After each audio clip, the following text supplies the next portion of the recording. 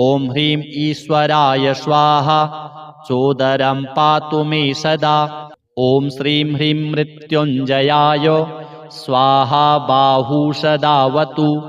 ॐ ह्रीं श्रीं क्लीं ईश्वराय स्वाहा पातु करौ मम। ॐ महेश्वराय रुद्राय नितम्बं पातु मे सदा। ॐ ह्रीं श्रीं भूतनाथाय स्वाहा पादौ सदावतु। ॐ सर्वेश्वराय सर्वाय स्वाहा पादौ सदावतु।